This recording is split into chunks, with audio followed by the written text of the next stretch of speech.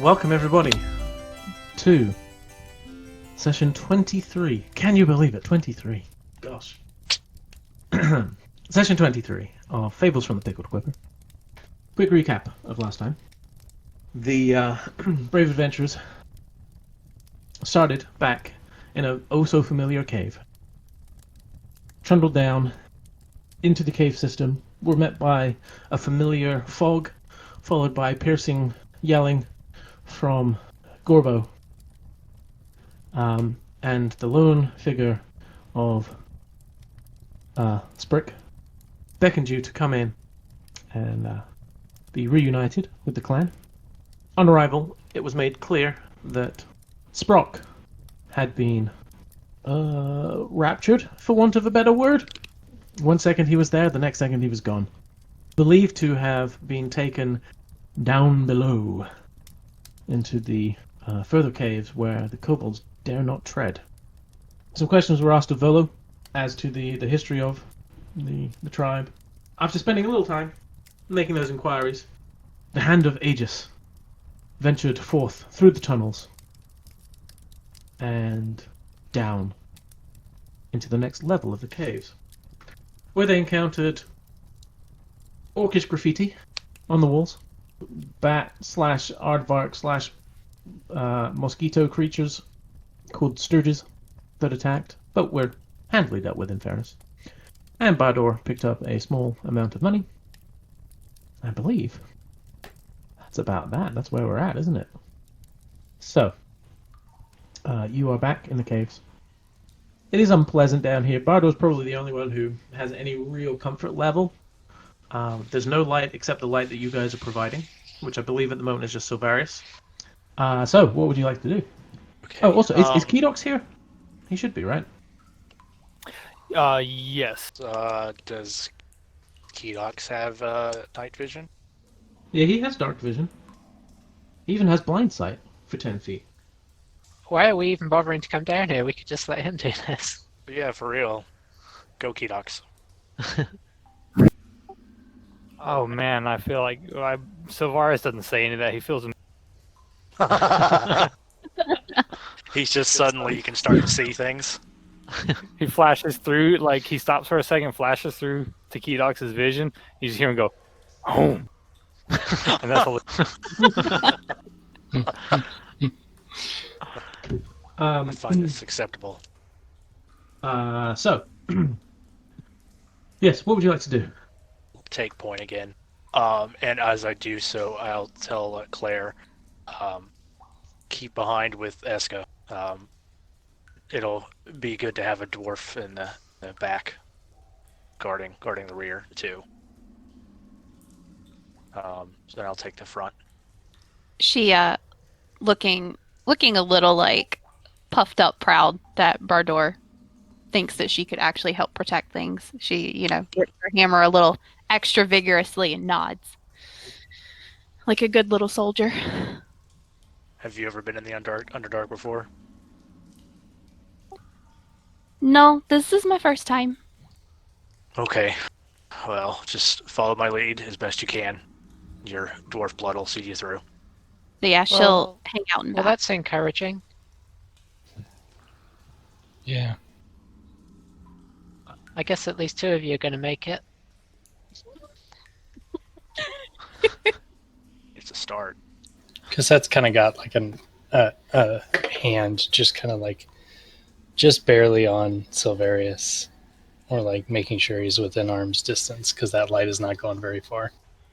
You can see Silvarius reasonably well. You cannot see yourself that well. Or what I'm about to step on. So Silvarius, he would actually like holding the dagger and like all in one hand. He would have it on the side that Cossette's on, so she could see where she's standing. Okay.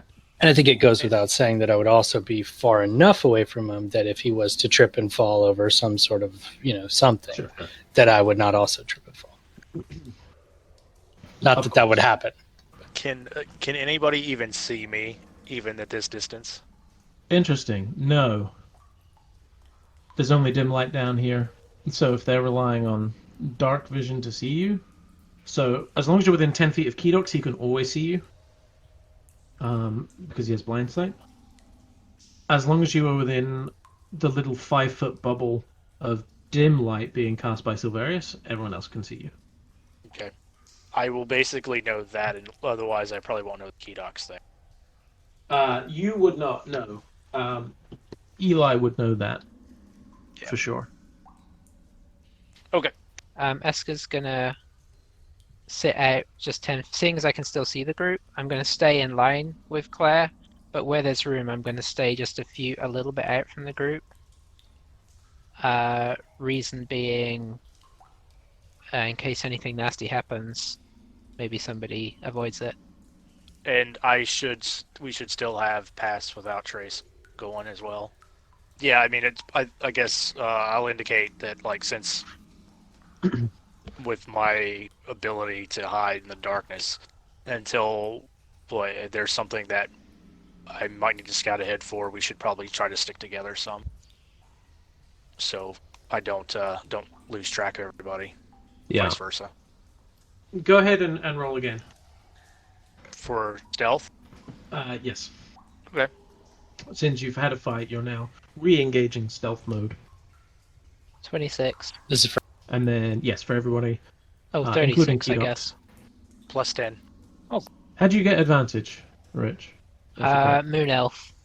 Ah, okay. Oh, darn. Oh, sad times. With pass without a trace, I got a 12. Yeah, you did. So I got a 16 total?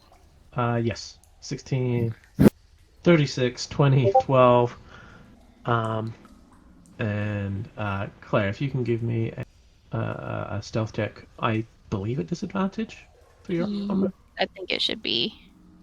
Yeah. So 5. Well, you got plus 10, so it's okay. All right. So yeah, I'll just I'll move on. 36 is ridiculously obscene for a level 5 character. Yes. All right. So I guess I'm gonna go to like this edge right here, because I mean we've seen pretty much everything else. Okay. Look ahead. I'm gonna. I guess I want to try to keep tabs on any like traps or thing of that nature as well. Okay. Yeah, I don't know about everybody else, but I have bow out ready Oh yeah. in case That's the way anything I am. goes down. I'm the same.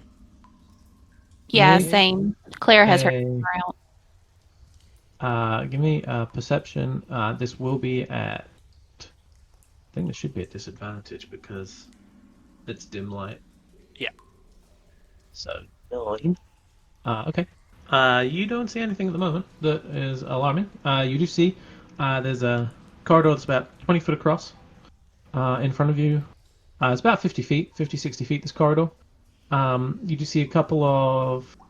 there's maybe a pallet and a crate up ahead. And then looks like it opens up into a room beyond, but you can't really see much of that room at the moment. Okay. Kind of like slowly go up to like that curve and kind of take a look before Okay. I move forward. It does feel spoopy. I'll give you that one for free. Yeah. Sweet. Just a general vibe. you know. Nothing behind us, I'm presuming. Like, I'm assuming Claire are at least keeping some eye behind us. Give me a perception. Disadvantage as well. 13. Could be worse. Looking behind you, you don't see anything. I guess you guys can move up with the party. Again, Are we I'm going, like, stop and go, or are we kind of just, like, slowly creeping in you? Well, we have to stay within 30 feet. Right? yeah. I mean, I was assuming. I mean, I don't know how far back you guys wanted to be from Bardor, really. That's your call. Well, Probably pretty close. The room is kind of a weird one in front of you. It's lots of little alcoves and such. You can't quite see around this corner here. There's some shadows on this sort of right hand wall that you can't quite see at the moment. Looks like maybe there's a little bit of a hole in front of you about 40 feet. There's some rubble on the ground, and maybe looks like there's a drop off beyond that. Okay. And there's assorted barrels and such. About 60 feet ahead of you, beyond some of the barrels, it looks like there is a rather mundane-looking door. Just looks like a regular door. I should stress what I mean is Please. what I mean is this isn't like some cryptic underdark door. I mean this is just like a door. It is Don't stone trust frame. There's some lichen on the floor, bits of rubble. It sounds like, as you listen, you hear sounds of. There's a little bit of like snarling. Maybe it's quite faint. It sounds like it's coming from. Like if you were, as you sort of look across the room, it looks like it's coming from the corridor on the far side. You can kind of see an opening that leads to. Looks like it leads to another corridor, much like the one you're in. Mhm. You can't really see the corridor, see down the corridor, but you think that's where the sound's coming from at the moment. So it'd be like basically straight ahead of me if I way I'm looking. Essentially, yes, straight ahead, like straight over this weird room. Right. Does this stuff look like that it's kind of like busted up or just It like looks barrels are intact? Or... decayed. A lot of it looks like the wood that you can see closest to you here is sort of warped by water. The crate you can see from here doesn't look like there's anything in it. It does look like it was forced open. You can see that much. Say back to the group. It looks like there's a drop off to the right of us when we go around here. So keep a wide berth. Looks like there's potentially multiple ways ahead.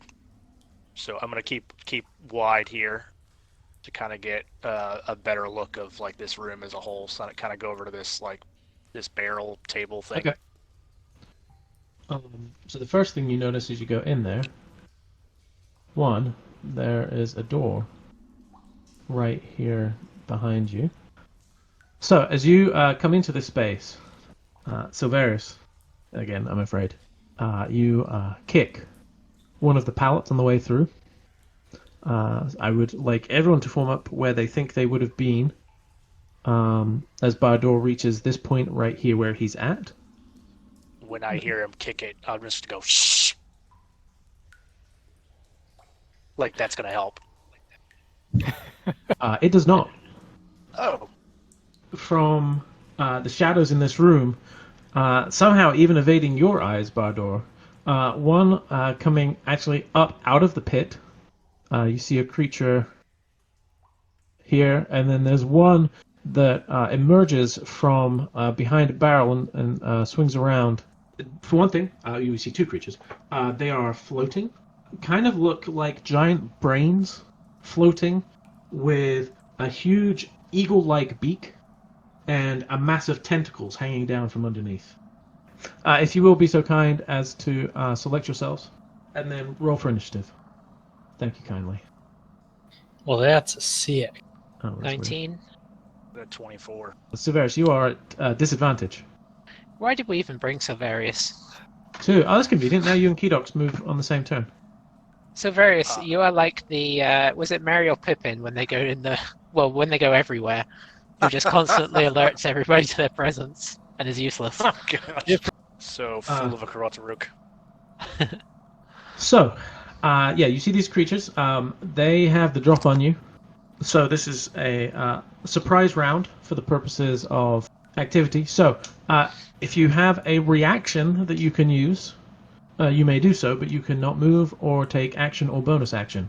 Only reactions on your turn.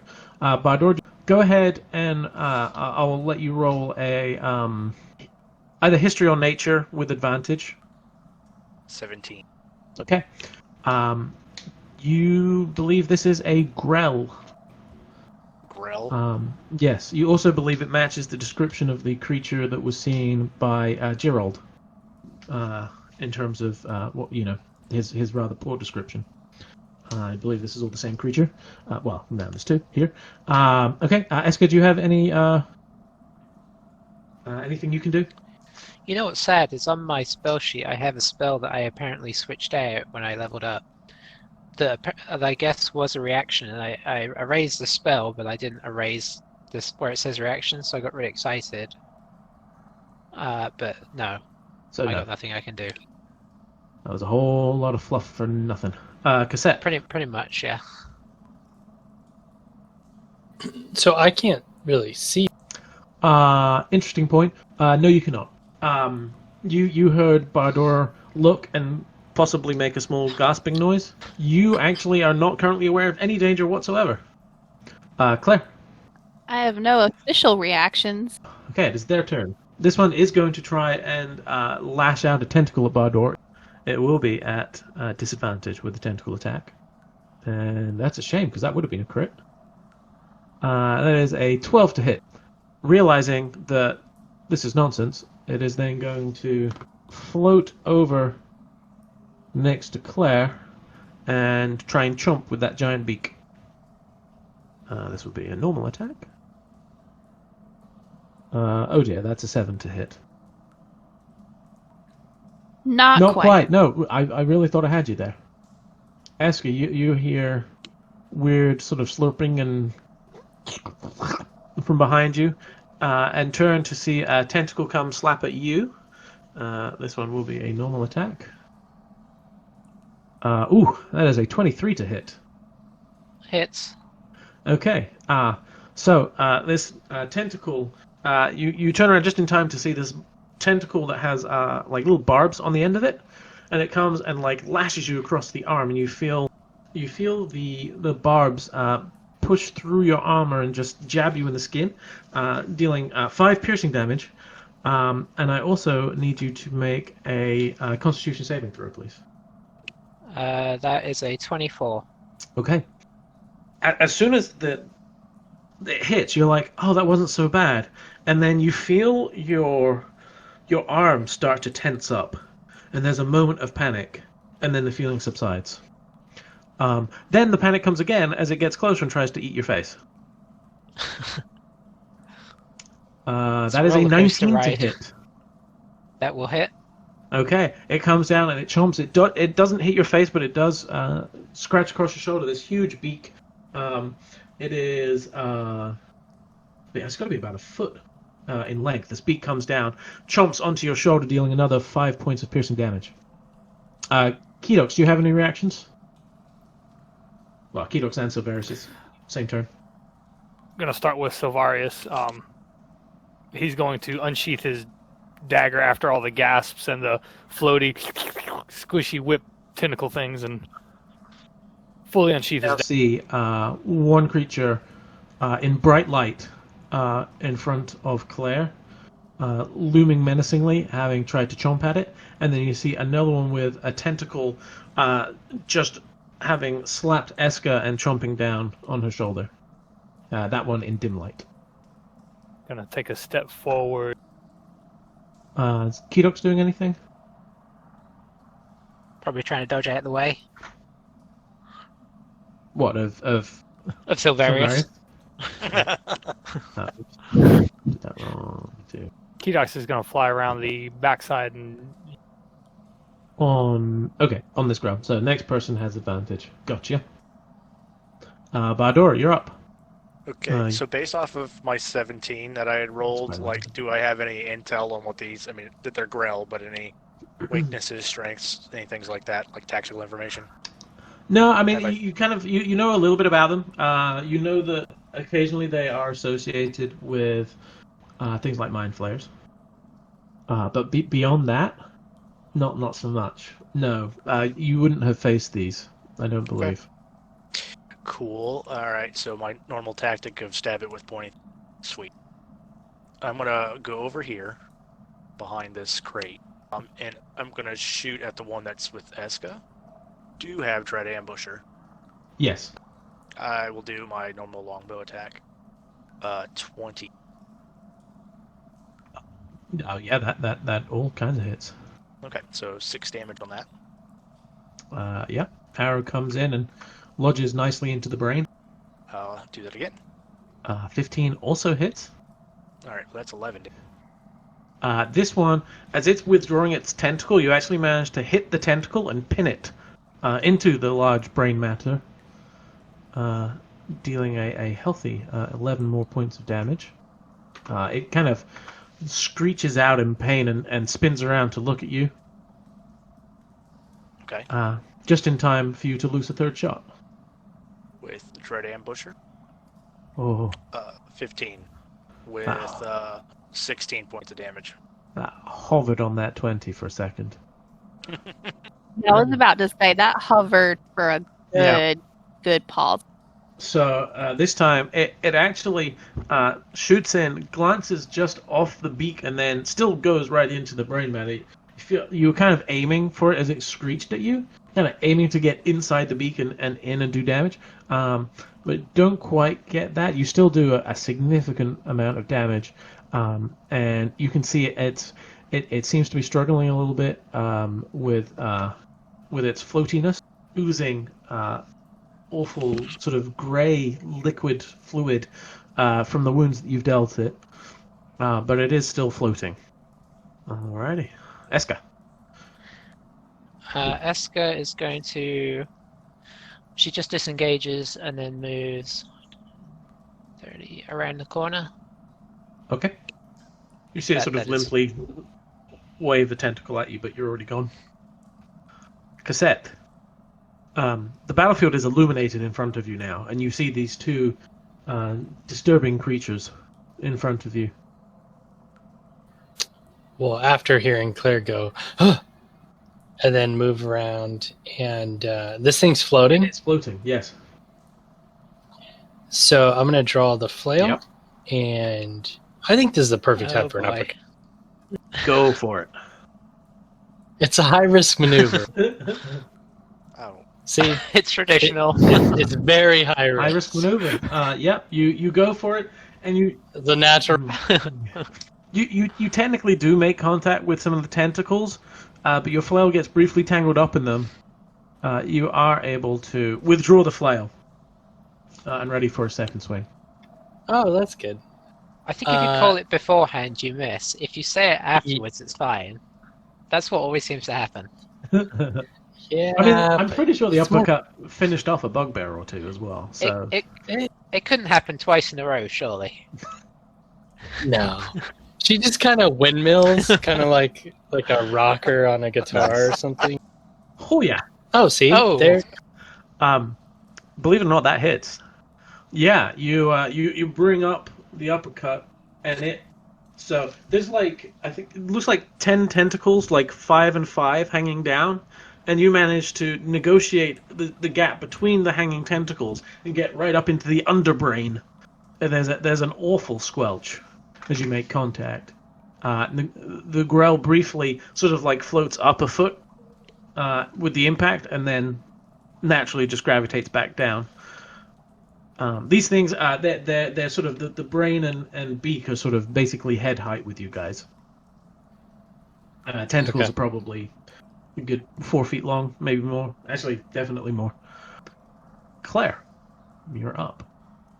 In typical Claire fashion, she squeals and holds her hands up in front of her face, seeing this giant, ugly beaked brain, and she casts Firebolt at it for 18. Give me another D20 because you're going to be at disadvantage with it being right up on your grill. Right. The help action from Keydox, does that apply to me or just the next person that attacked? Oh, you're quite right. That would have been the next person who attacked it, which actually would have been Cosette. That's the first one. Cosette, go ahead. Roll me another flail attack, if you will. Yeah, that 12. would hit. You can go ahead and do me some more bludgeoning. So the first one didn't miss at all. It was all a dream. Huh. It's all a dream. Take that.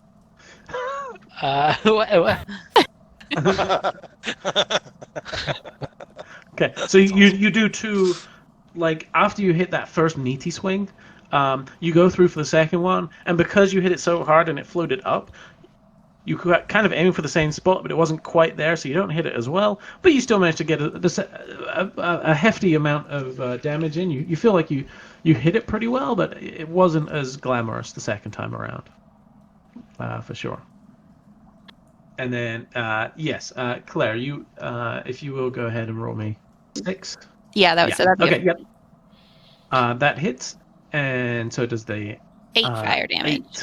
8 fire damage. And you just see this little explosion of fire on the grill's face, and it at you. So it is their turn. This one, first of all, is moved in a little, and then lashes out a tentacle at Claire. I'm going to use my reaction to kind of put my shield out. I will roll a second time. The first time was good. The second time was not as good. First time would have been a 22, but thanks to Cassette, that is negated down to a 12, which I suspect does not hit. Nope. Okay, then it's just going to glide in and try and beak you.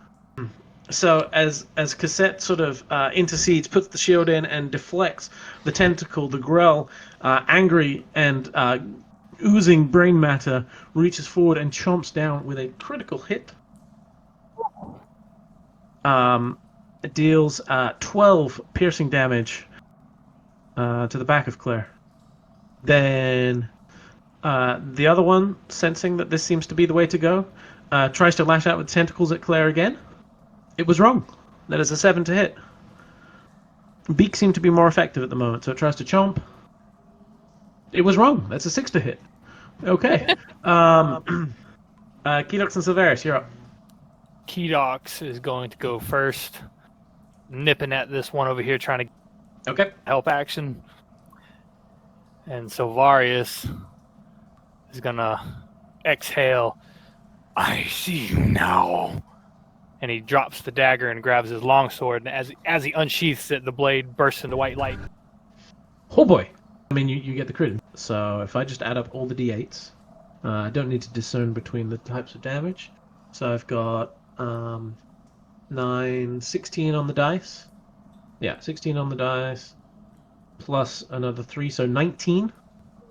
3, 6, plus my strength modifier, so it should have been 9 damage slashing, plus 14 fire. Yeah. Okay. So yeah, there's this eruption of white flame that engulfs this creature, and when the flames subside, you see several of the tentacles have burnt up. There is vast amounts of brain matter oozing everywhere. It is barely hanging on. Feeling confident, he just utters, "Finish them." Badur. I want to stay where I am, or the same at the one I attacked before that's behind Claire. Very good. 27 with 7 piercing. Yes, that definitely hits. Another arrow lodges into the fluting brain. Again, 28 with 10 piercing. Okay. This one too shrieks and is barely hanging on. Looking at them, you guys think they're probably just one good hit on both of them would be enough to finish them at this stage. Anything else, Badur? Nope, that's it. Okie dokie. Eska. So Esther's gonna, if I move here, if I move sort of north in the corridor, can I shoot? Can I see the one that attacked me? You can see both of them, yes. I am just gonna shoot an arrow at the one that attacks me. Okay. 15. 15 hits. Oh, alright. 10 piercing damage. And that one drops. Nice. On seeing that it's stopped moving, Eska will be backs almost into the shadows. That's it. Okay, I don't want to get greedy with the uppercuts, so she's just going to do kind of a try to knock this thing out. 18 It certainly does. for 7 bludgeoning. Yeah. So you reach up. Is this forehand or backhand? I think like a backhand. Okay. Kind of like a... So you kind of you swing up after the uppercut, the second one, and then just bring it around, backhand across, and Claire, you duck as the brain is sent flying across into the wall, where it slumps down and collapses. An eerie silence falls over the room. I'll step back into the light from the shadow. And Back to the party. I will say, Badur, you do hear more of that commotion coming from the corridor behind you at this stage. Okay. So I'll say there's more. Does it sound like Doesn't it's sound closer? anything like what you were dealing with. Doesn't sound like what we were dealing with. There's something else.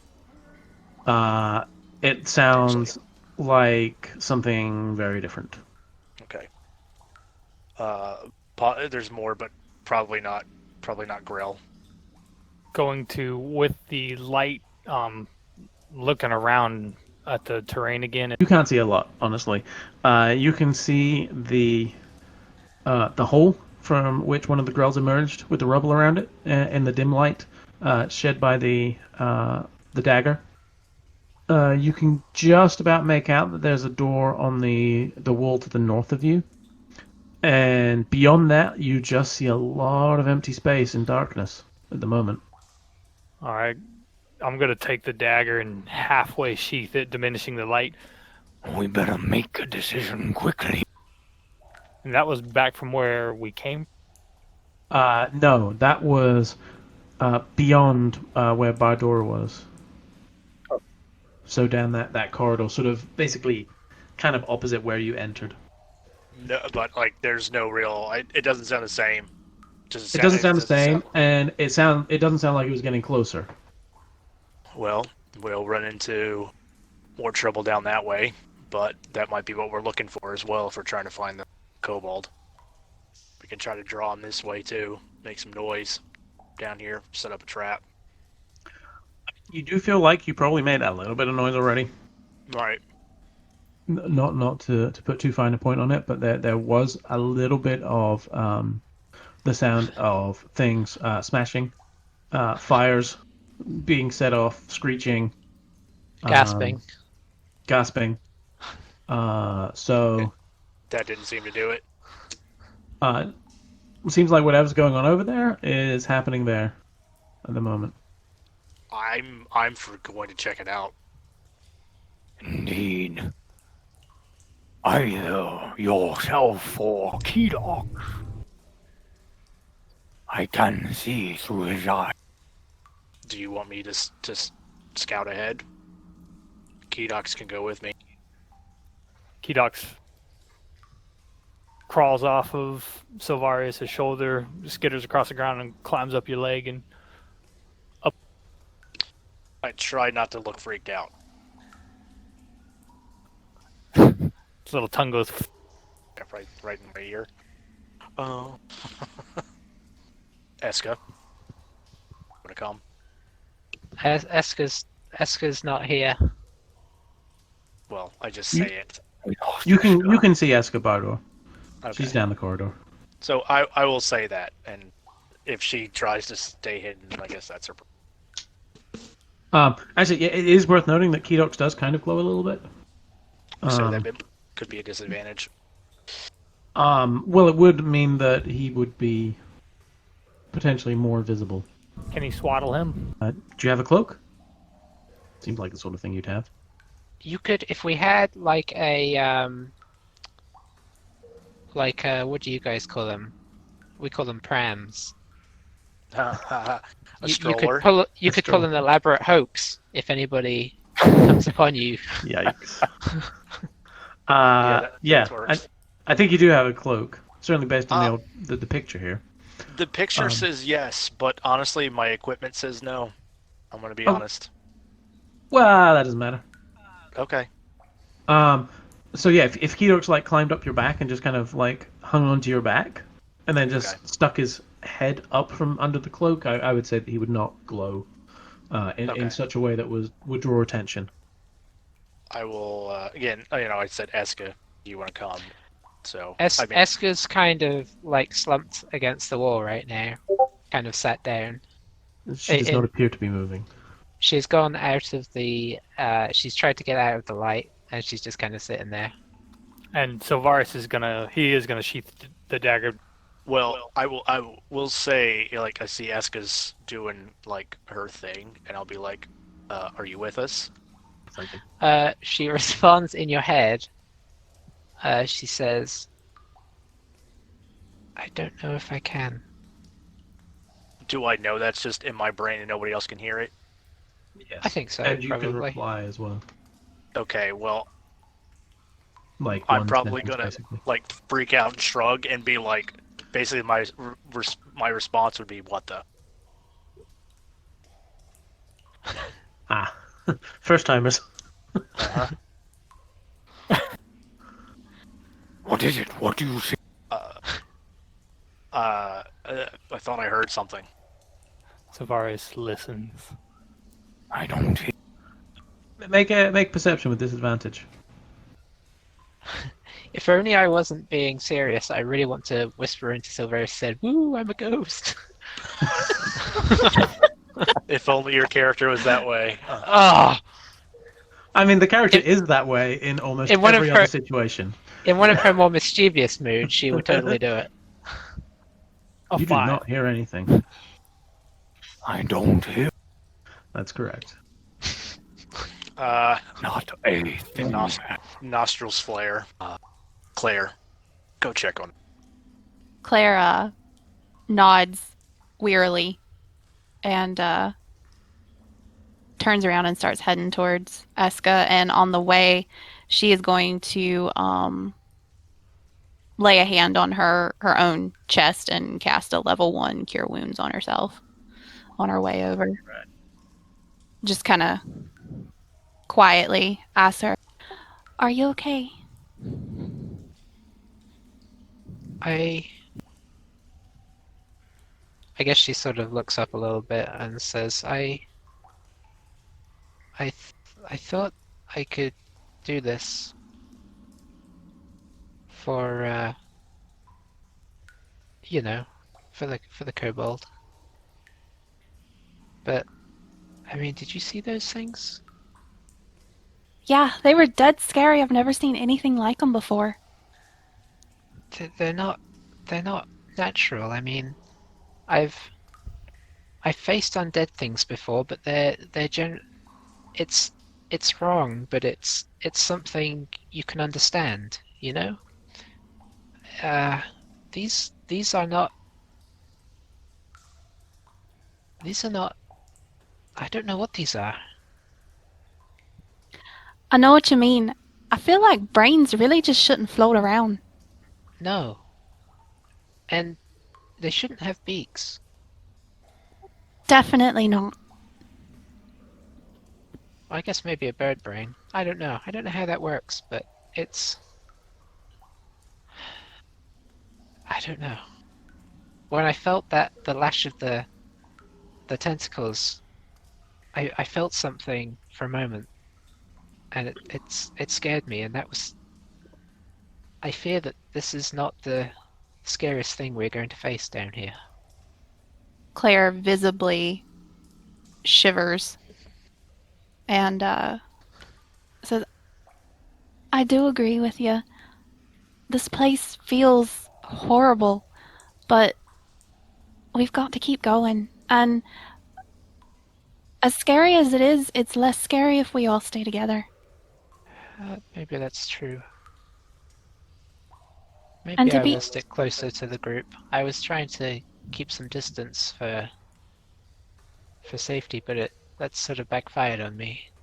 And to be honest, we really do need you, Eska. I don't know if we can save the kobold without you. I appreciate what you're saying, Claire. Okay. I guess maybe I should... I would feel bad sending Bader alone. I'll watch his back. How are you feeling? Do you need a little pick-me-up? It may not be the worst idea if there's worse things down there. Usually I can rely on my ability to jump out of the way, but who knows what these things are capable of. Claire will reach out and grasp Eska's forearm and cast another level 1 Cure Wounds on her. Eska initially flinches her face away till she sees she's reaching for the arm.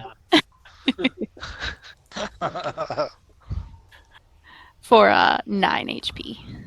Ooh, tasty. That wasn't Eska saying that. Thank you, Claire. Yeah, this is not my element. I don't think I'd ever been underground before we came down here last time, so this is quite wrong to me. I feel similarly. It doesn't necessarily feel wrong, but it is the first time I've been this far underground. Just have to try and keep thinking of the surface and getting back there. And the faster we save, whichever one of them it is, I get them confused. we can get back up there. Exactly. And she'll start walking back towards Cassette and Silverius.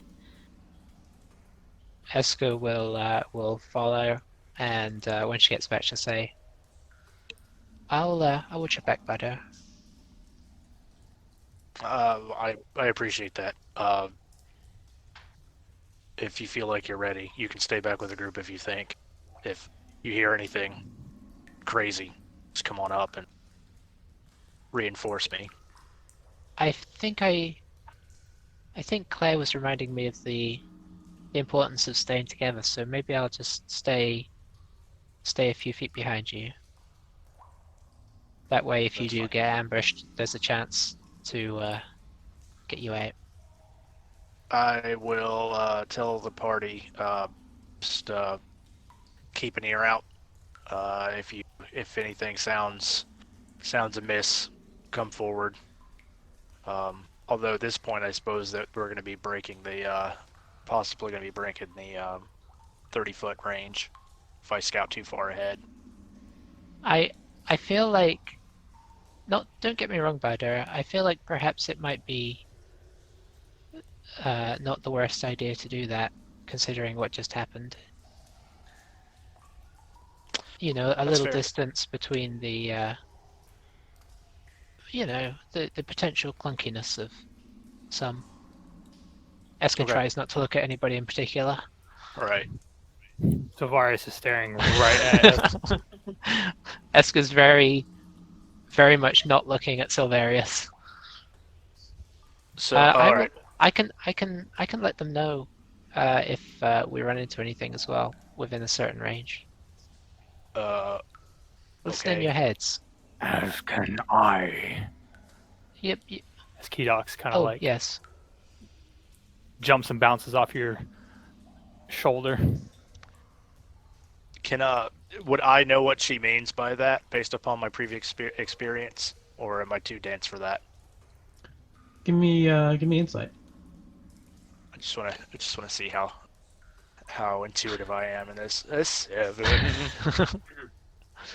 Yeah, that one evades you. Okay. Seeing the confusion on Bader's face, I say into his mind,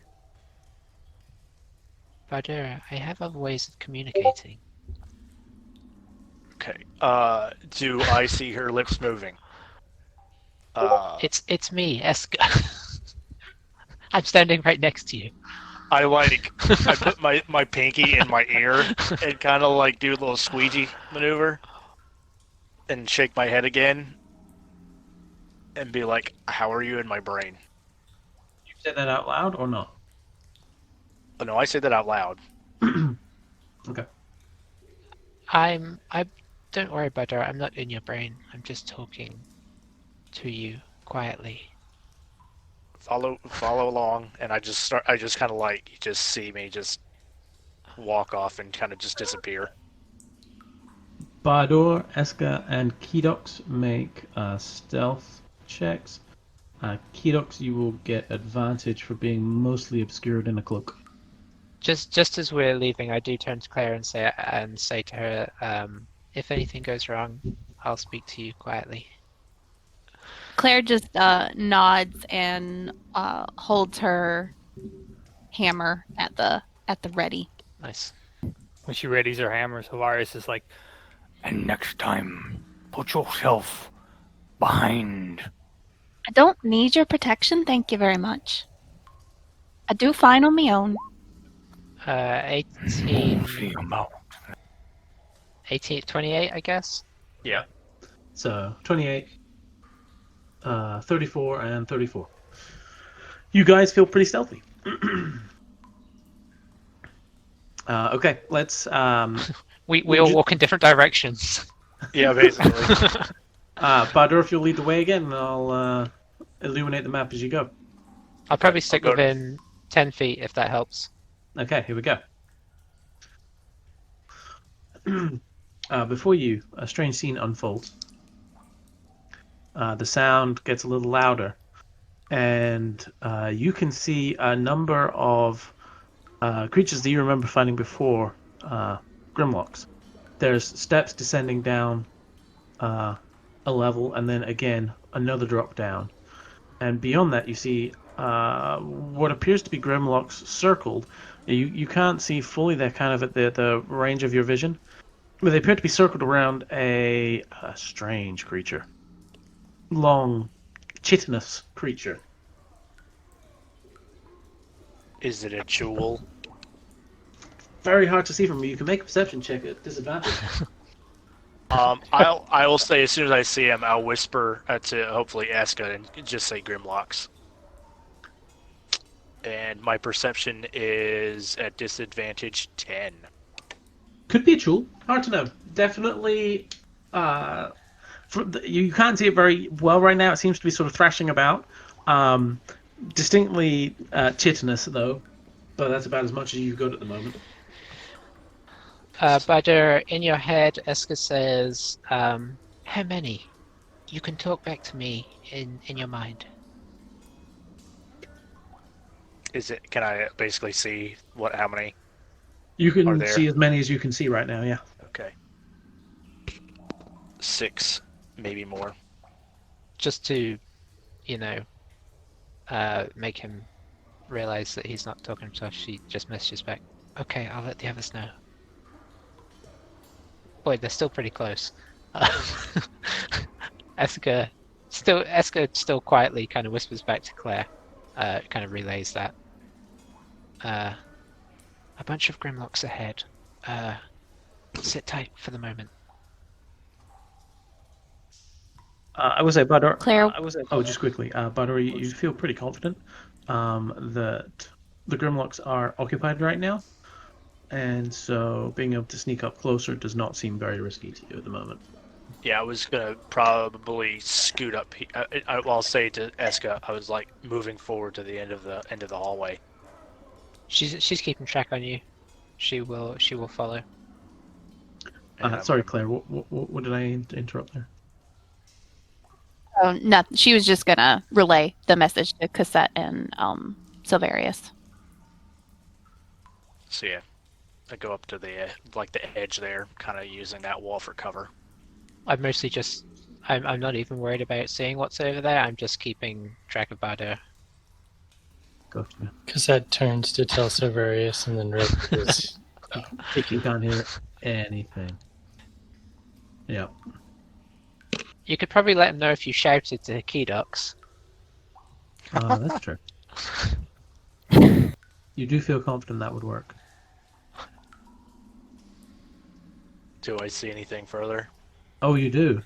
So, you see 1, 2, 3, 4, 5, about 10 Yeah. Grimlocks surrounding and harassing what does indeed, from here, appear to be a Chul. You see 2 large pincers at the front that are effectively like forearms.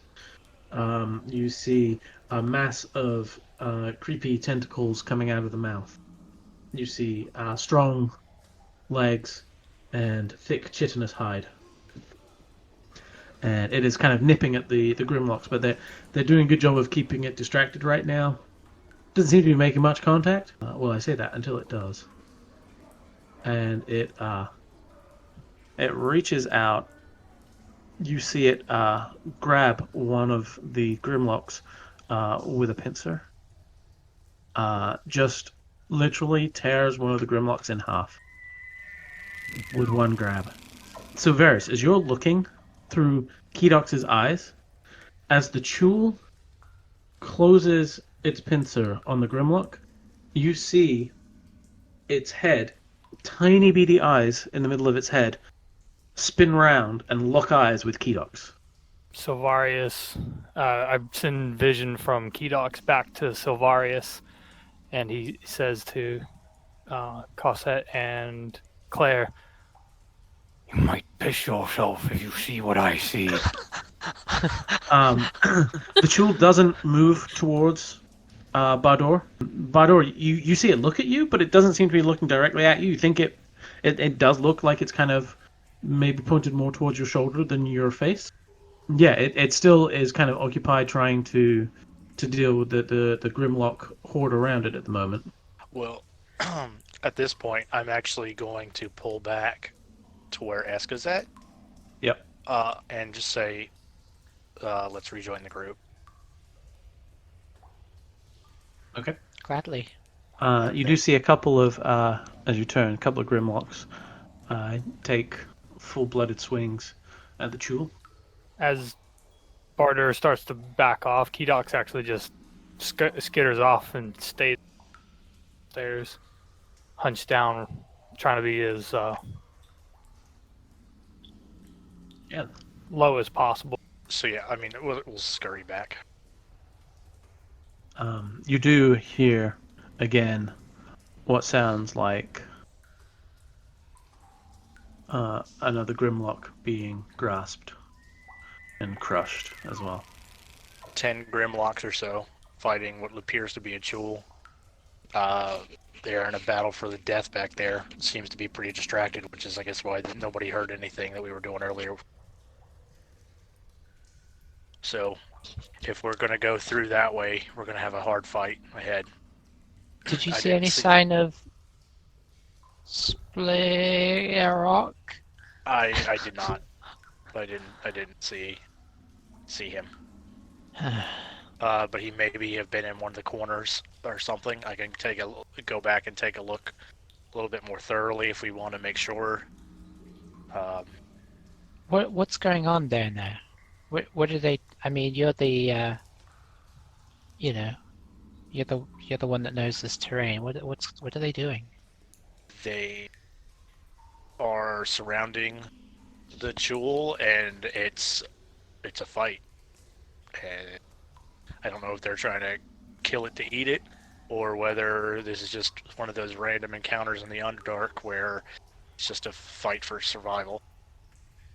But I mean, I'm sure we could potentially take all of them, but I don't necessarily know if we need to. Do we wait it out and keep an eye on it? We could wait it out, and maybe scout some of this area, some of the other area, and then go back through whenever the commotion's over with.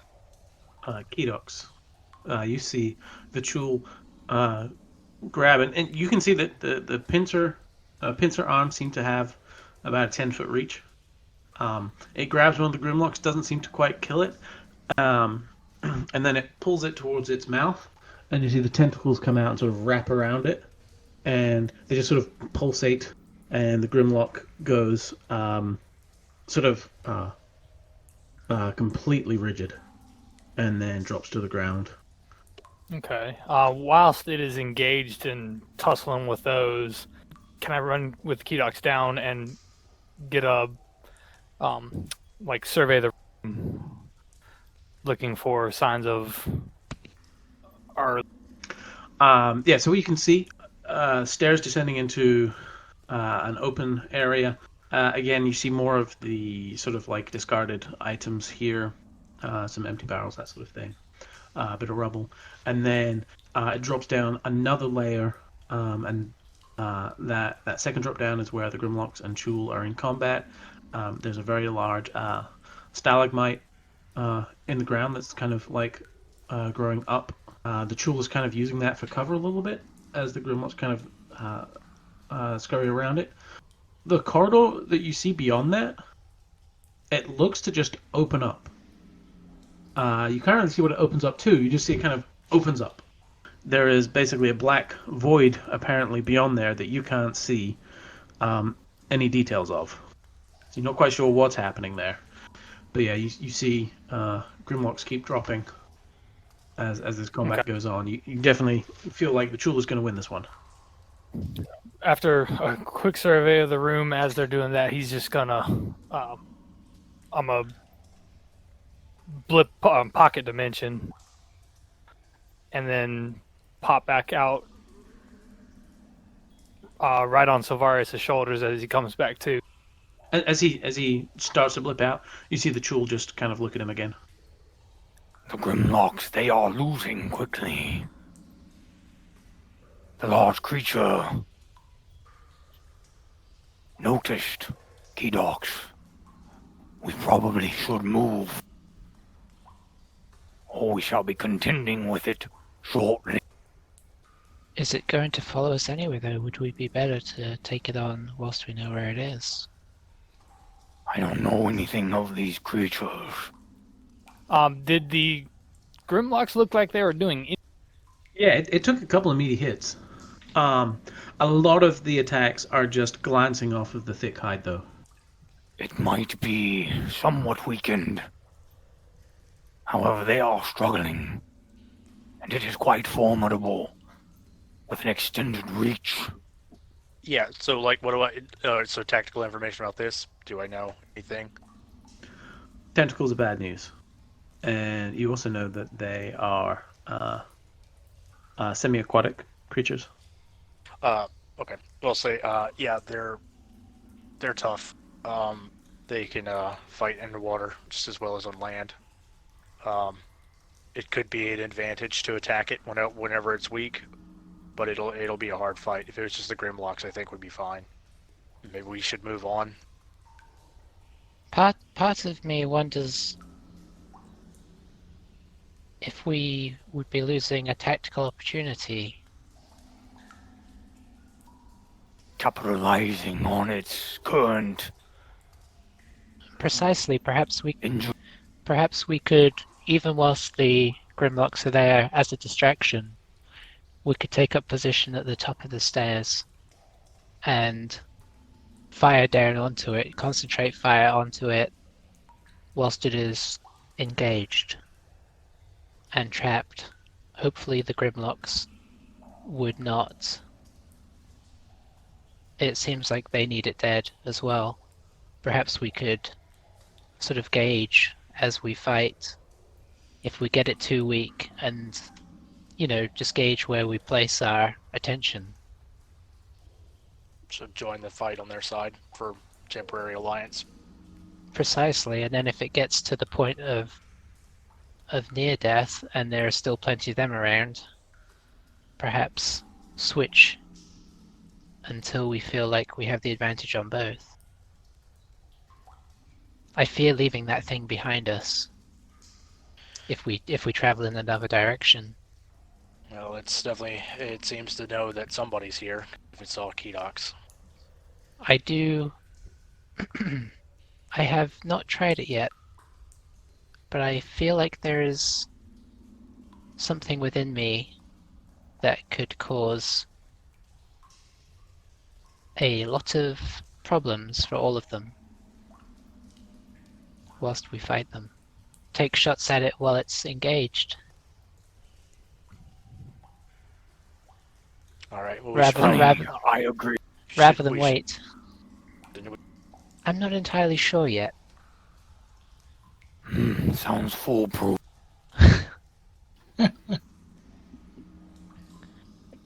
Well, if you would prefer just to walk in the other direction and leave that thing behind us that has killed 10 creatures, that's understandable, but you've seen it as much as I have. It is... It is dangerous. If we are to engage with it, I agree. Cosette and I can form a shield wall at the front. Use the cave as a funnel. I have confidence in our unity. Then we should move quickly before there's none left. So, and then I move off. Yeah, start heading with. Phil, I don't know how apologies, this would I didn't affect notice things, Yeah. but if I was going to use this spell as a trigger, Yes. would I be okay to do that before we go into regular initiative order? And Yes, then I'm gonna go ahead and kind of get initiative from you. Yeah, I this is just so I'm prepared, basically. Wow. Yes, you can still be the trigger though. That's fine. Are you guys stealthing up there? Is that the plan? I think we're just. Probably. Maybe. I mean, I'm sure that I'm not stealthing Yeah, we're probably not. just because I can never. Well, and I mean, I figure at this point we were just going. Okay. Well, conveniently, Eska, you will be going first. You guys can. I would say you feel confident in being able to set up at the top of the first set of stairs without endangering yourselves at that point. You feel like if you go beyond there, so you can see now there's only 5 Grimlocks standing. I guess, Eska just Eska, kind you- of looks to everybody and says, "Ready? I'm just going to try and fire in a bit of an icy surface to make it difficult for them. Should just get a little bit of an ice slick going." And with that, this is the most magic she's ever actually done. So she kind of like slings her bow temporarily, grasps the pendant at her neck, and you see, like, as she does that, like, ice begins to kind of form down her forearms. And then she kind of closes her eyes for a second and kind of opens them, and there's sort of a shocked look on her face, and she just like focuses this kind of growing energy out and casts Sleet Storm. So my plan here is to cast it so it kind of, the closest edge to us basically curves round the second set of stairs, if that makes sense. Yeah. So I guess I'm probably going to be casting it into the corridor somewhere, or at least towards the corridor. Let's see. So it's what, 40-foot radius? All right. So you just see as the frost wells up around Eska's hand, you see then a sudden explosion of ice and sleet and rain start falling from the roof of this cavern, covering everything in that lower section and the top of the sort of the upper landing there, covering it in a thick layer of ice. And you see some of the Grimlock start to slip and slide, and the Chul on its weird insectoid legs looks very uncomfortable. Now, I realize this, but obviously Eska didn't.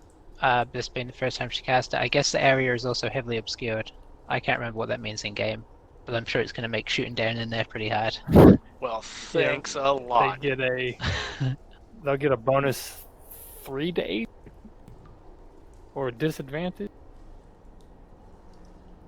I'm glad you asked.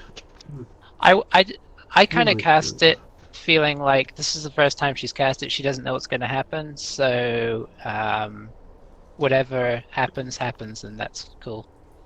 Heavily obscured area, such as darkness, opaque fog, or dense foliage, blocks vision entirely. A creature effectively suffers from the blinded condition when trying to see something in that area.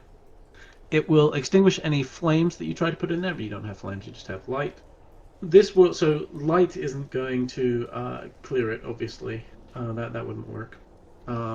So yes, it is. You know where things were, but any attacks would be at disadvantage. And after their turn, I'm going to, if they move, I'm gonna hide them because you won't know where they are. Just so you know. Eska turns to Silverius. Where is Silverius? Oh, there he is. He's in front of me. Eska turns around in a circle and looks back at Silveria. And you kind of see that her eyes are sort of slitted, but she, like, her pupils have like slightly changed shape as well right now. And she says, "Oh, sorry. I guess, yeah. that happened. I guess we'll catch them as they come out. Anything else? Not to try and be Mr. I want lots of turns, but was that my pre-combat turn? That was just your turn, I think. Mister, I want lots of time. Yeah, I mean, well known saying. Are you saying that my initiative has hurt me? Well, no, because what would have happened is if you'd have had, say, a 12, combat would have started with you at 12. Everyone was essentially waiting for you to go. It just happened that you were at the top of the order. That makes sense? Okay. Yeah, no, it does, unfortunately. I probably would have given a surprise round. Like, the Chul and the Grimlocks would not have attacked you guys, and it still may not. But In that case, even more distracted. Eska just, she looks like she's concentrating pretty hard. Oh, right. And trying to harness this, like, storm that's happened. Eli, it is your go. He looks back at Eska, kind of surprised by this huge storm she summoned, and he looks back at the storm and he just readies his shield, takes a dodge action. Okay. And so we wait. What is your DC, please, Eska? It is 15. Oh boy. You hear, amidst the wind and rain, you hear the sound of large insectoid feet struggling to grasp, and then a thud. Yep, no, it fell over. Yay, it's dead. It lashes out with its pincers, now at disadvantage. I'm kind of imagining it's like the roller skating spider in Harry Potter. Yeah, that's pretty much what happened. So you can't see this, but one of the Grimlocks just got grabbed, and is currently having its face sucked off. Badur, you're up. I assume I can't actually, at this point, see. No, there is still a raging ice storm in front of you guys. Right, but based off of what you'd said earlier, I can't even make an attack at a disadvantage. You can. You know where things were. You think the Chul may even have stayed where it was and fallen over based on the sounds. Okay. So you think you can still aim there? I am actually going to cast Zephyr Strike on my first attack. That will make it a straight roll. Zephyr Strike seems like an appropriate thing to use right now. It does. 21. Yeah, 21, all kinds of hits. Alright, so 9 damage total. 8 piercing, 1 force. Oh, the force really let you down then, didn't it? A little bit, yeah. Considering it's The force a was DA. weak. Yes. Yeah, so you can't see your quarry, but you hear the sound of the arrow hitting something, and you hear a weird, like, unearthly screech. Like, you hit something, and you think it was probably the Chul based on the sound it made. Okay, so I took the attack action, so I would Dread Ambusher kicks in as well. 11. You hear it clattering away harmlessly. 15. 15 just misses. You hear it. You hear the arrow hit something, but it deflects off. Now it is the Grimlock's turn. Ice skating time. Okay, you fell over. Welcome to Blades. 1. I wish we could all see this because it'd be really entertaining. But Yeah, you just need to we have find- no idea what's going on. You just need to find a way to cast True Sight on your entire party, and you'll be fine. Oh, we got a pass. 3. We got a fail. 4. We got a nat. Congratulations, sir. The 5th one does not technically have to test at this He's time. busy. He's currently not on the ground. So these guys fell over. They do still get to swing, but they'll be at disadvantage. So I'll do the 2 at disadvantage first. Nope. Nope. And then I have 2 regular shots. Nope. And nope. We got a hit. So you hear a lot of weird noises, and then you hear the sound of something very blunt clattering into chitinous hide, and a crack as some of the plates give way. That one looked like it did a decent chunk of damage. Well, it sounded like it did a lot of damage. Cassette. She can't see anything. I mean, you can literally see up to the wall of winter, basically. I guess there's not even really a big reason to move forward, maybe? I don't know. Should move forward a little bit. Just kind of get off the stairs. I guess just take a dodge action. Just kind of ready in case somebody comes up. Sure thing. Claire. Claire is going to kind of move up to the corner of the stairs, and she is actually going to ready a firebolt With a T. in case, as soon as any of them like break through the ice, Okay. that'll be the trigger for it. Gotcha. So yeah, she stands there, she's got her shield up, and then her hand essentially just like lights up in flame. Kidox. Keok replies, is there any stalag? Sure, we could say there is. Kedox is going to fly up to one near the wall of ice edge. Let's say right about here. Eska. Eska feels like, she's kind of got it somewhat under control right now. So she reaches for her bow and kind of leans around Silverius and just kind of like looses a hopeful shot where she remembers the thing being originally. Oh, natural 1. She was really concentrating. Yeah, that does not hit. Nearly hit Silverius. Silverius, you kind of hear a whoosh as it goes right past your ear. Silverius. The arrow flies past. He's Watch it. and he follows. It's like he's got some sort of complex from like this happening over. It's really tempting to gust you into the ice storm. He lines up right next to Cosette and, feeling impatient, he's just going to shoot into the fray with a ray of frost. 12 does not hit. The icy blue beam shoots into the It storm. just kind of gets lost in the maelstrom. Jules' turn. I'm enjoying- Aw. Did it fall over again? It got up and then fell over. I'm enjoying the idea of like everybody in there, like they're in this dramatic fight, but they're all just laying on their back, kind of flailing their clubs at the thing, and the things on its back kind of squirming around. Yeah.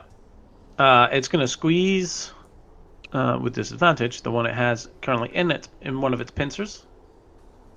Yep, that guy is gone. And then it's going to swing around and try and grab at one of the other ones on the ground. And this guy is so close to being dead. Butter. I am going to... I'm just going to keep shooting. Oh my gosh. Nope. Natural 1. That does not hit, funnily enough.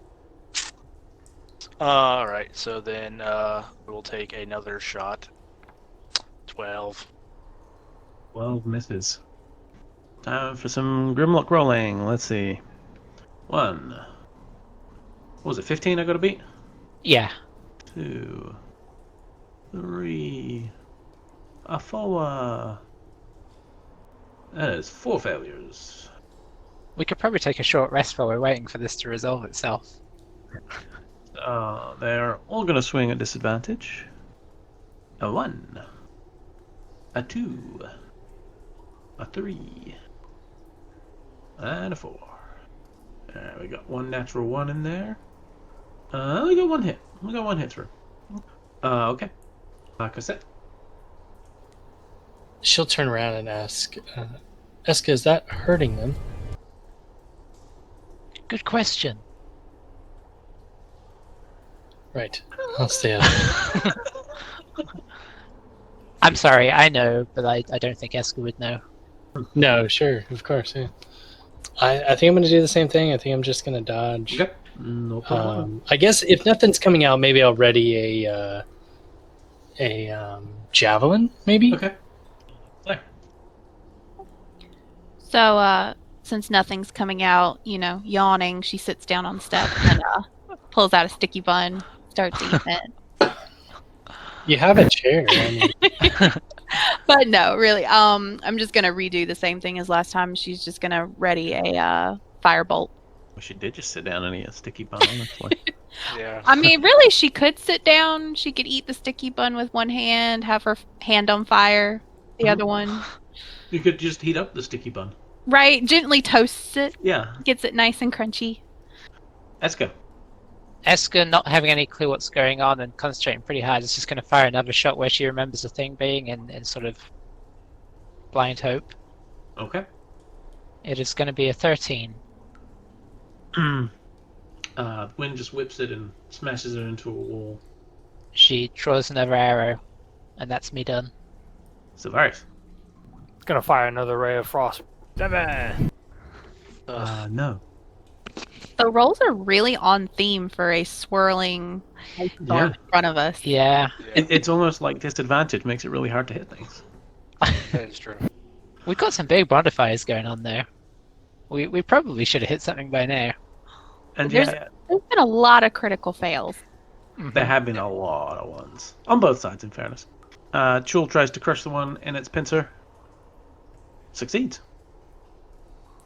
It crushes the one in its pincer, and then attempts to be dexterous and fails by 1 for the second time. It sort of lashes around on the ground and cannot seem to find anything. It is going to move in a random direction. It crawls along the ground and hits the wall. And so moves in a new random direction. Butter, your turn. I mean, in theory, I wouldn't know it moved. You haven't got a clue. You guys have basically just been throwing stuff in there and hoping something sticks. I mean, I would just keep shooting, based on sound potentially, maybe. You can use sound, right? As a Give me a perception. Okay.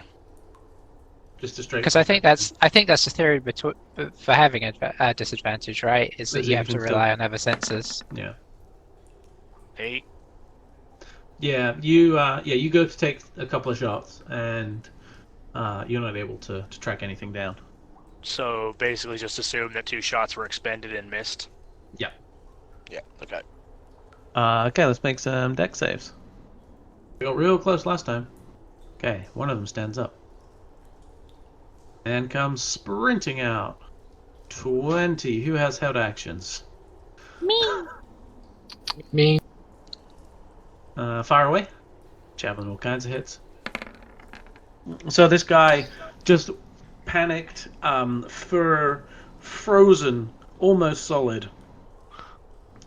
You can see there's a club in his hand that seems to be frozen to, poor hand. It's a little bit unclear.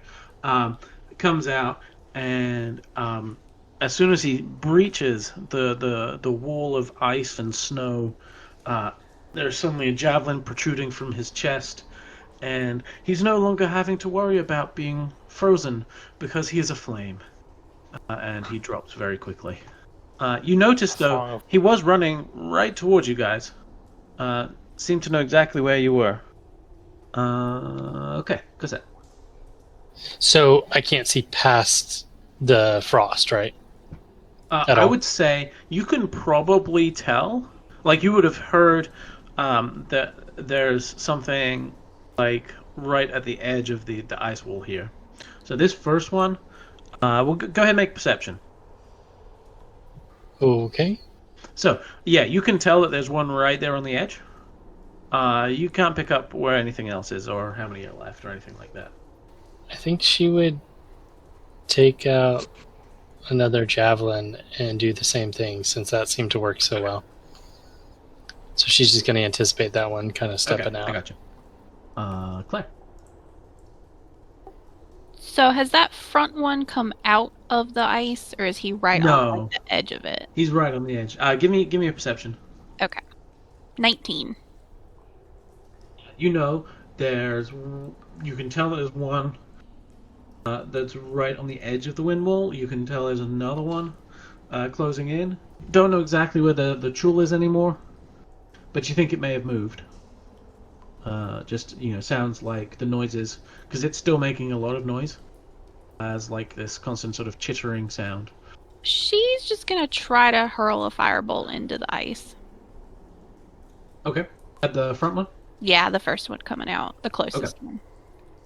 Still be disadvantaged, but you know where it is to target it. Okay. So 15. Yeah, 15 hits. Everyone can see there's a little explosion of fire right inside the wall of ice there, as the bolt of fire impacts the Grimlock. The flames are quickly extinguished by the rapid moving frozen winds. Anything for Kedox? Having seen where that actually made impact right on the edge, if Kedox could mechanically fly down. Make perception with him first. Let's see. 11. Yeah, okay. He can. Eska. Did I see that impact from Claire? You will also be making perception. 12. Yes, you can see where that first one is. I'm going to shoot it. Okay. This will be a regular shot then, because of the help action from Kedox. That's going to be a 22. Okay. 8 piercing. She just says, "Good work, guys. Keep it up." And you Can't be many left now. The partially burnt Grimlock sort of falls out of the ice onto the ground next to Kedox. Zavarius. I'm going to respond to Eska. If we could see. And he's just gonna take a total defense, another dodge action. Sorry. Problem is jewel time. That's the third time I've rolled a 14. Ridiculous. Alright. And we are still completely blind and not able to pick anything up. It comes down, bumps into a wall. Butter. I'm not really worried about any of the Grimlocks. I'm still kind of trying to focus on the jewel. Okay. So I guess based on that, is it possible to try to figure out where that's at on the sound? You can still do perception, yeah. You are not able to pick anything out now above the wind. Okay. I'm just gonna ready my bow and just be ready for something. Alright. I mean, I don't necessarily know if I'm going to shoot the Grimlock per se. I'm really waiting for that jewel. Considering shooting Eska now. I mean, possibly. Let's make another dex check. Yo, that's a fail. So, Grimlock's gonna come bursting out right here next to Kedox. Those who have a held action may choose to trigger. 18 from a javelin from Kus for 7 piercing. You get it into a nice meaty part of the thigh as it sort of like crawls out on all fours. And it staggers, barely able to hold itself up, but it's not dead yet. The Grimlock is just going to lash out and it's going to try and swing at Kedox, who's right there next to it. No. Disadvantage might have just saved Kedox. 13 to hit. Oh, it hit. 13 hits. Oh no! So it staggers out and just like flails this nasty looking spiked bone club. You see the club impact hard against Kedox's flank, dealing 6 bludgeoning and 1 piercing. Oh, that one piercing did. Oh, I saw. I was like, oh, he's probably fine. A 13 isn't that good. Kedox blinks out of existence. The Grimlock kind of rolls over onto its back, panting heavily, blood streaming from the javelin in its leg. Just seems to have essentially given up the fight at this point. Cassette, it's your turn. She will step forward,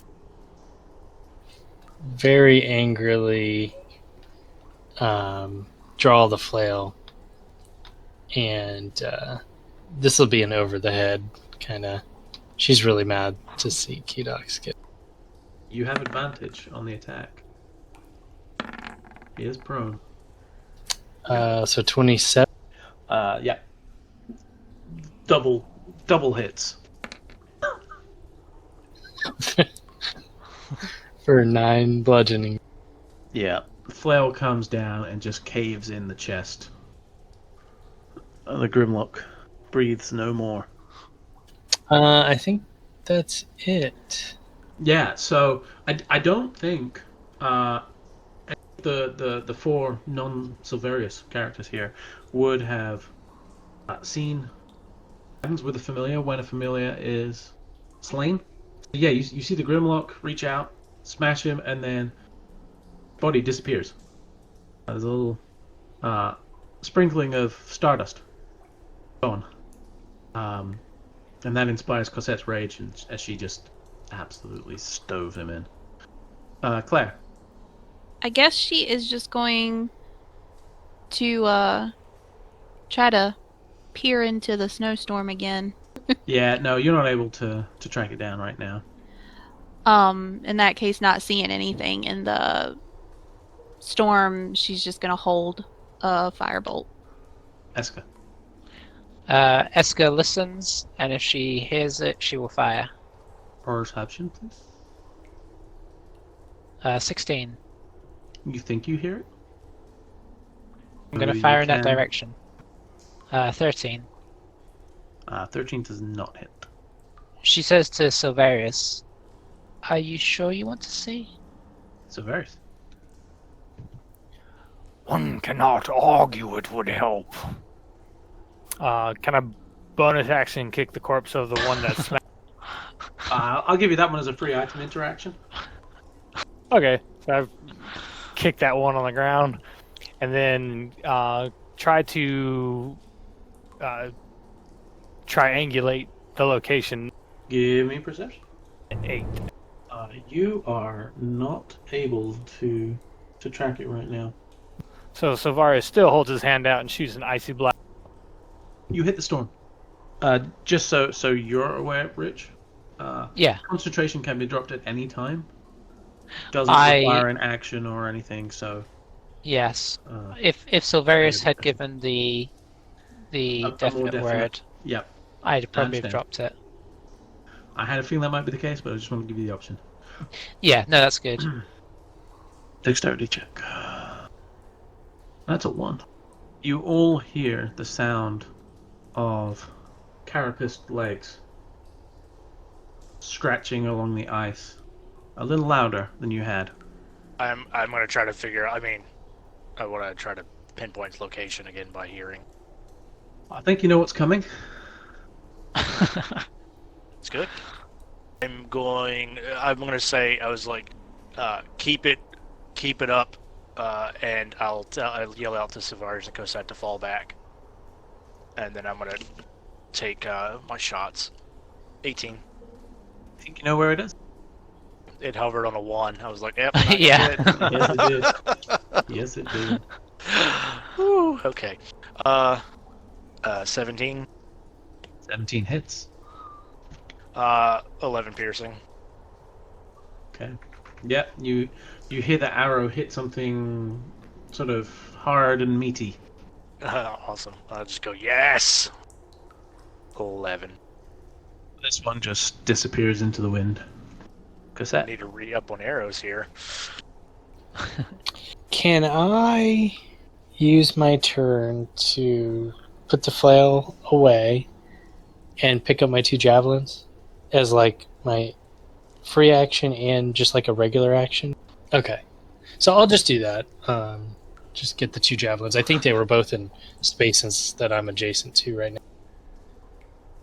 now. Yes, that sounds right.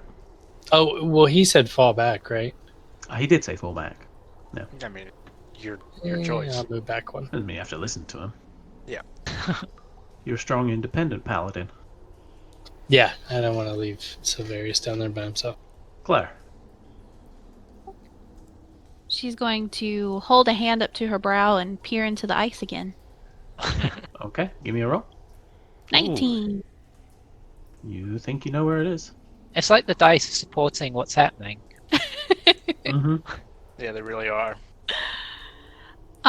Yeah, so in that case, she is going to attempt to hurl her firebolt into the storm again. For a 23 to hit. 14 damage.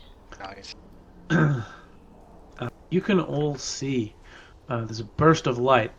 You have this swirling white and blue of the ice and snow and sleet in the air, and then there's just a sudden explosion of bright reds and yellows as the firebolt impacts. You can see that's a pretty big blast. Thinking back, you're not sure if you've seen many of Claire's attacks have quite that big a boom. There's another screech from the creature. Anything else, Claire? No, she'll just kind of like look around at everybody like, did you see that? And that'll be it. Eska. Eska nods and fires at where the fire impacted. Okay. Yeah, that works. 16. 11. Oof. Upgraded my bow. You can't see where it impacts. But if you could, you would see that it gets in, like, right in between 2 of the plates in the neck. And the chul nearly collapses completely. It is still staggering. But you feel like that was a very good hit. Yeah. I say, I think I got it in the neck. That sounded like a neck shot. Between the 4th and 5th vertebrae. Yes.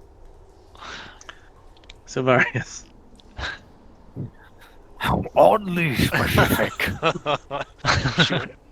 And he's going to fire a ray of frost, School. aiming. Okay. Disadvantage. The storm swallows it again. As has so often been the case. And he says, That sounded like a neck shot.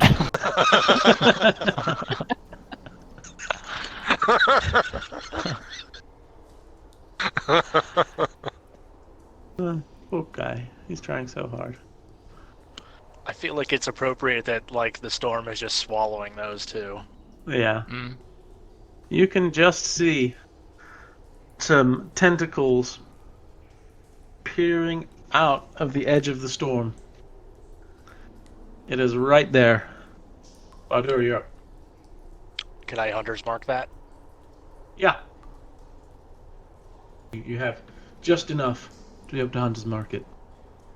I'm going to go with the concept of like I don't know how damaged it is, so I'm going to put everything I can. Right, yeah, you guys haven't seen it taking many hits. I say, Butter, no, I got it in the neck. What are you doing? don't waste a spell slot. Still is disadvantage because it is almost entirely hidden. Yep. 15.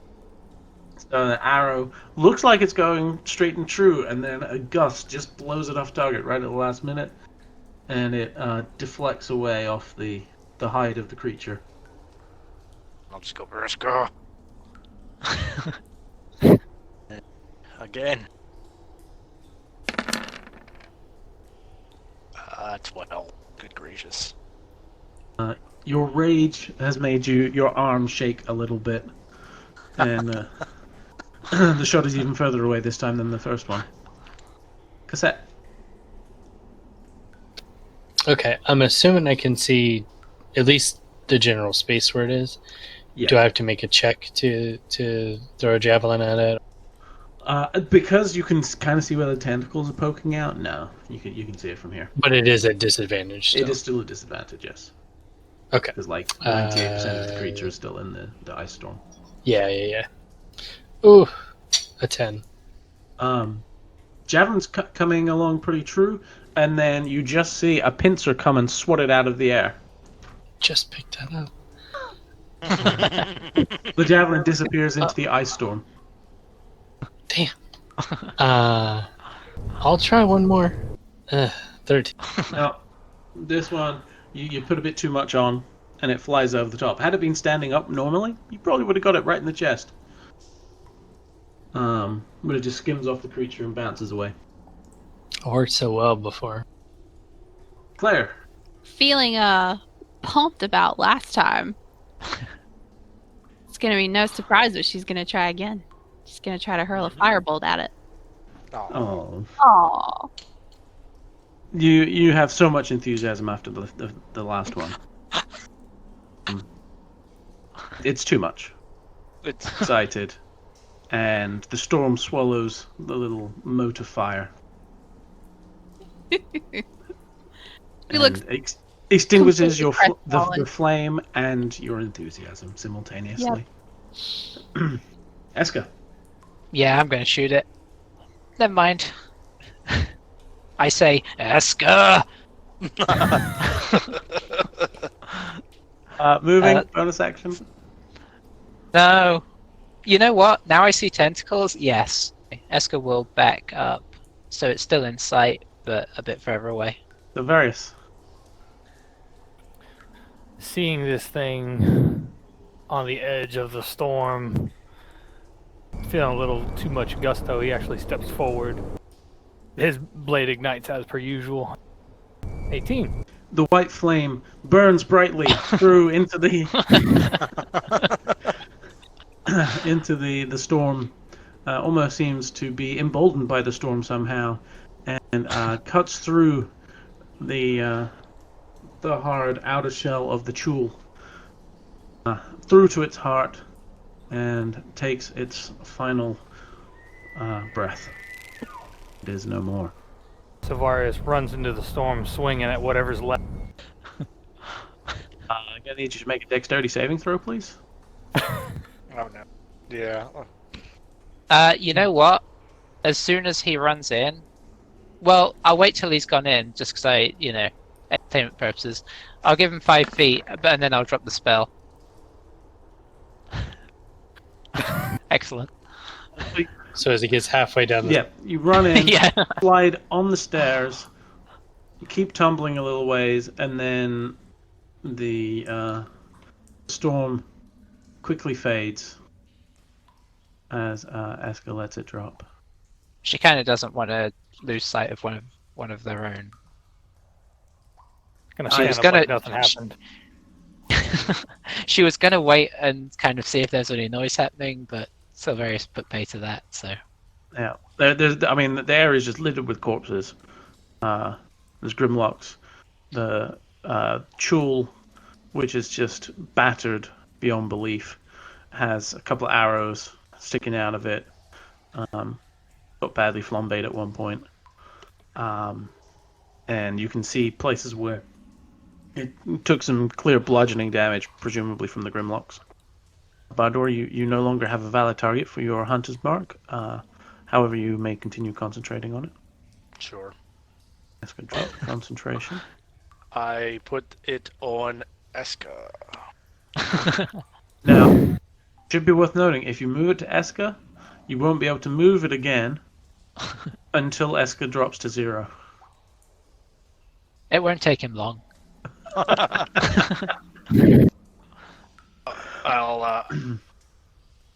I'll say, despite the difficulties, I think that was the right tactical. Eska kind of just is still looking at her sort of frost-covered hands, as I guess it's beginning now to sort of drip off a little, kind of melt gradually. her hands. Yeah. But Yeah. she's sort of looking at them in shock. And Silveris is kind of in a heap on the floor, now drenched, as the ice around him melts and pools under him. And I think that is where we will leave off. Oh, I feel like we could, maybe have like 2 or 3 more fights in us tonight. Right. Wasn't too shabby. Each of them heavily obscured. Yeah. That's a very interesting.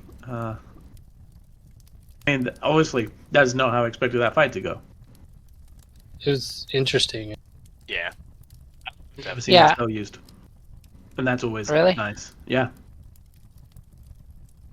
Thank you very much for listening, everybody. What a crazy, wintry, underground storm of wintry goodness that was, eh? We will pick up in the frosty remnants of that battle and figure out exactly what happens next. The cave's still to be explored, and probably some scores to be settled. Until next time, thank you for listening, and tune in for more fables from the Pickled Quipper. Goodbye.